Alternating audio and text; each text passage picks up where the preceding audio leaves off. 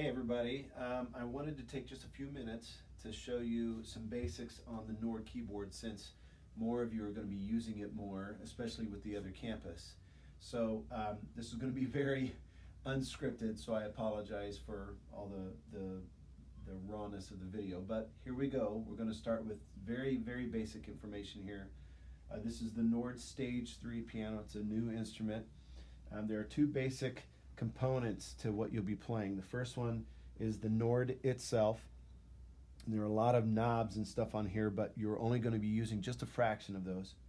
And then over here we have the Strymon Big Sky. This is a reverb pedal, really made for guitar players, but it works really nice for some of the effects that we use on the Nord. So we've used it for here. More about that a little bit later. Let's start over here on the left side of the board. Really, this is the master level, this is the volume, but as you guys know, we've been leaving a lot of the volume control up to the guys in the sound booth. So really, we keep this at 3 o'clock, and there's really hardly ever any need to ever adjust that volume. Okay, so let's go to the middle part of the board here.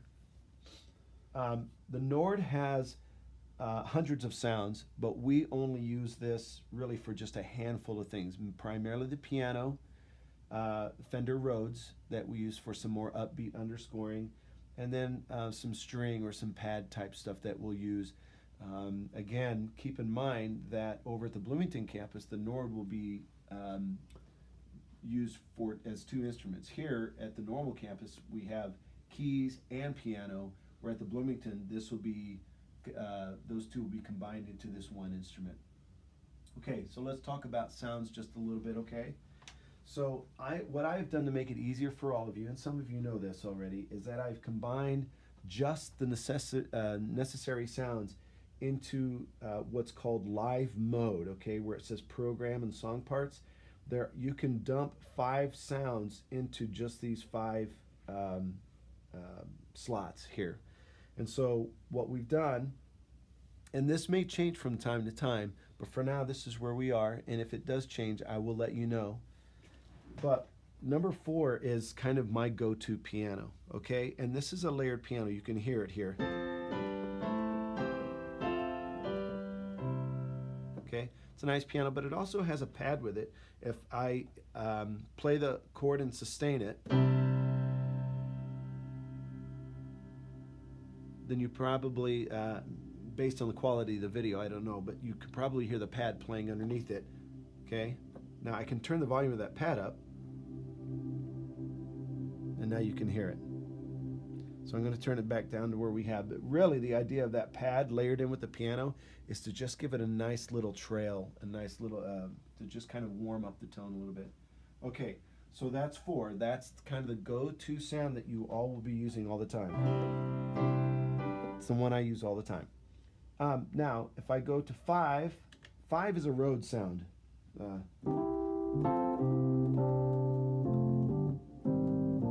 Okay, just a nice sound that you're going to be using for more upbeat underscoring, especially maybe during the announcements or something fun. 2 here in the live mode is the same sound as 4, but without the piano layered in.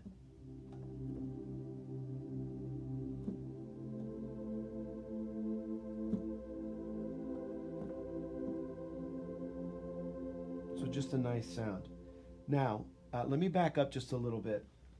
This pad is layered, piano and this pad, they're layered together.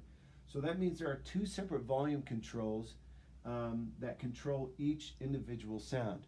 Now, I'll say this, that we really don't want you, there might be some cases where Gary or I or Jason will want you to adjust the volume of one of these. If that's the case, there are 2 volume knobs right here.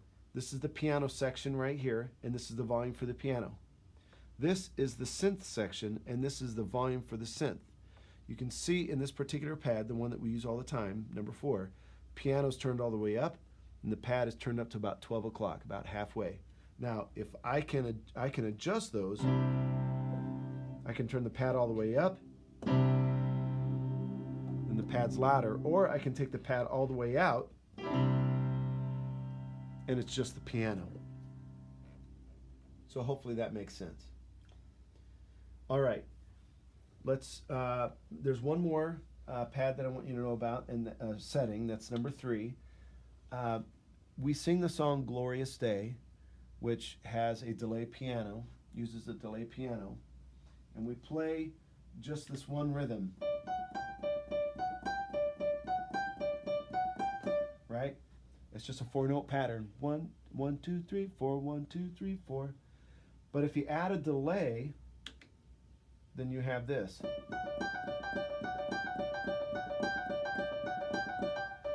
So I've set up a different sound altogether for you guys, and that's number 3. So number 3 is known as the Glorious Day patch. Okay, so the deal is, if you adjust over here in this delay section, do not touch anything there, because if you adjust there, it's going to change the sound.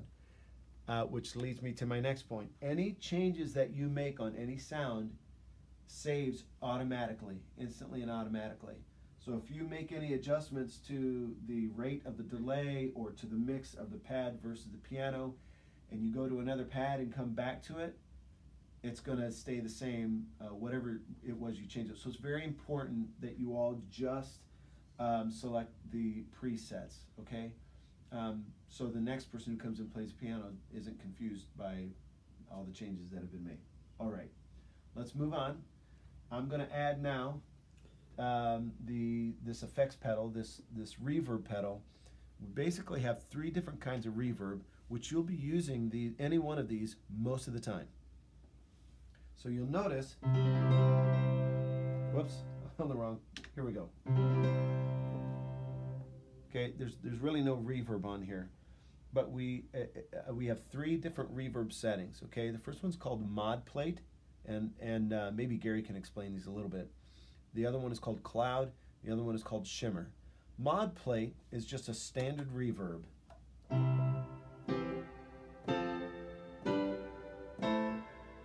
Okay, it's just a nice reverb. Cloud, what's the difference between just a standard Mod Plate and a Cloud? Cloud's a little more lush. Yeah. So Cloud, I use a lot. Gary or I can give you guidance on which reverb to use, but kind of the more, I use it a lot on maybe something like There's a Cloud or something like that, but we use the Cloud reverb for There's a Cloud. That makes sense. Anyway, it's just a more lush reverb.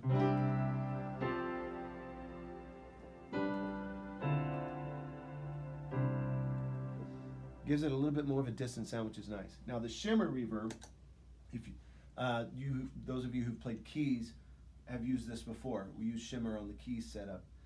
The Shimmer reverb is like the Cloud, but it adds kind of these octaves above what you've played, and adds just this really nice, super warm. That's the good stuff. Shimmer's what we use for a lot of our power ballads, and anytime that we want a really distant sounding piano that makes the sound fuller than it is.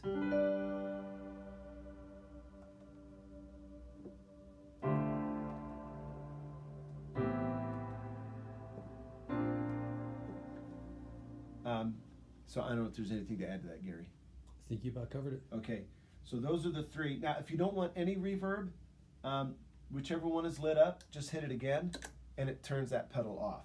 And then you're back to just a dry piano sound. Again, I would use the Mod Plate for most things, Cloud and Shimmer for the more kind of distant sounding or the more ballady type stuff that we use. There's one more thing that we want to show you on this Nord, and that is the compressor function. The compressor does just what it says it does. It compresses the signal of the sound, and it kind of equalizes the volume of it. So it takes away your ability to play really soft or really loudly. It compresses it really into just one volume, and it creates kind of a neat effect. So if I want you to come over here, Gary. On the very end of this keyboard, in fact, it's right next to the Big Sky reverb, where it says compressor. I always keep a little bit of compression. This is about 9 o'clock. So, but if I turn this up to about 2 o'clock or so. It gives it almost like a attack piano sound. It kind of makes the attack harder, but then backs way off, okay?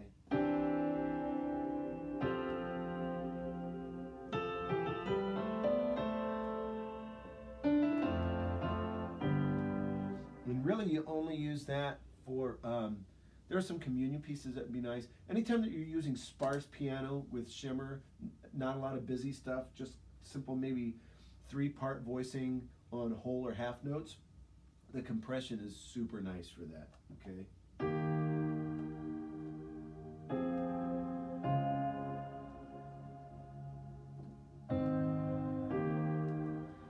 Just super nice, okay?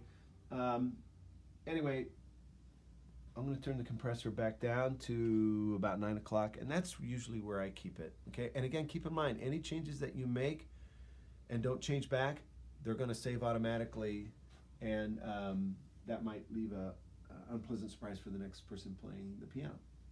So anyway, I hope this helps. It's going to be a bit of a learning curve.